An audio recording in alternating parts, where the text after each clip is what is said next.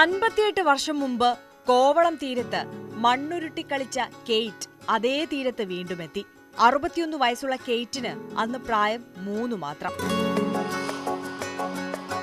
Kovalam light ഹൌസിലെ തീരത്ത് ഭർത്താവ് ഇയാനൊപ്പം കഴിഞ്ഞ ആഴ്ച എത്തിയ കെയ്റ്റിന്റെ മനസ്സിൽ ഓടിയെത്തിയത് അന്നത്തെ കുട്ടിക്കാല ഓർമ്മകൾ. തിര തൊട്ട് കാല് നനച്ച ശേഷം തിരികെ തീരത്തെത്തി മണലുരുട്ടി ഉയർത്തി കളിച്ചു. അന്ന് തീരത്ത് നിന്ന് ചിപ്പിത്തോടുകളും പരൽ കല്ലുകളും നിരത്തി മണ്ണിൽ കളിച്ചതും എല്ലാം ഭർത്താവ് ഇയാനോട് കെയ്റ്റ് പറഞ്ഞു. ആ ഓർമ്മ 58 വർഷങ്ങൾക്ക് ശേഷം താൻ പുതുക്കുകയാണെന്ന് ചിരിച്ചുകൊണ്ട് കെയ്റ്റ് പറയുന്നു. മലയാള നാട്ടിൽ മാസങ്ങൾ കഴിഞ്ഞ പരിചയം അല്പം മലയാളം വശത്താക്കി. കാക്കേ കാക്കേ കൂടെവിടെ കൂട്ടിനകത്ത് കുഞ്ഞുണ്ട് എന്ന പഴയ നഴ്സറി ഗാനവും കെയ്റ്റ് തീരത്തിരുന്നു പാടി. Nandi. From whose state? Patti and Param. Who teaches this? Patti, the dog. Patti. And the Param, banana. Murra, rain. my father learnt to speak Malayalam. Oh.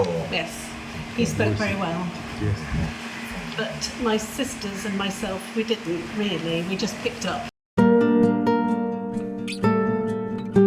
കണ്ണമൂലയിൽ ഒരിടത്ത് ദൈവികശാസ്ത്രം പഠിപ്പിക്കുന്ന അധ്യാപകനായി അച്ഛൻ ഐവർ ഡേവിസിന് ജോലി ലഭിച്ചിരുന്നു.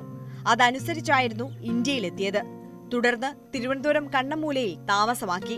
തനിക്ക് 3 വയസ്സുള്ളപ്പോഴായിരുന്നു കുടുംബത്തോടൊപ്പം ഇവിടെ വന്നത്. ഇംഗ്ലണ്ടിൽ നിന്ന് കപ്പലിൽ സ്വേസ് കനാൽ വഴി പഴയ ബോംബെയിലും തുടർന്ന് അവിടെ നിന്ന് കൽക്കരി തീവണ്ടിയിൽ തിരുവനന്തപുരത്തും എത്തി. ഇന്ന് വിമാനത്തിലാണ് പോയി വരവ്.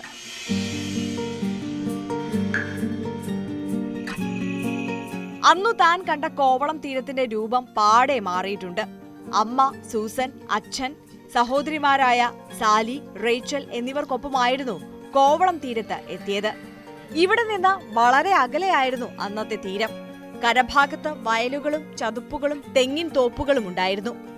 ഇന്ന് കാണുന്ന കെട്ടിടങ്ങൾക്ക് പകരം ഓലമേഞ്ഞ കുടിലുകളും സമീപത്ത് വലിയ വള്ളങ്ങളെയും തുഴക്കാരെയും കണ്ടിരുന്നു.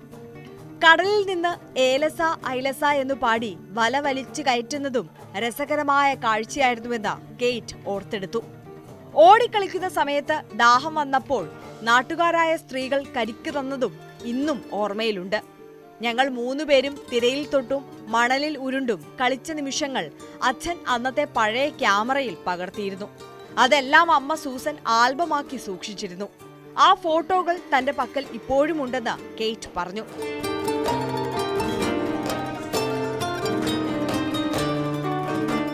എന്ത് മനോഹര തീരമായിരുന്നു അന്നത്തെ കോവളം. ഇന്ന് കെട്ടിലും മട്ടിലും മാറി.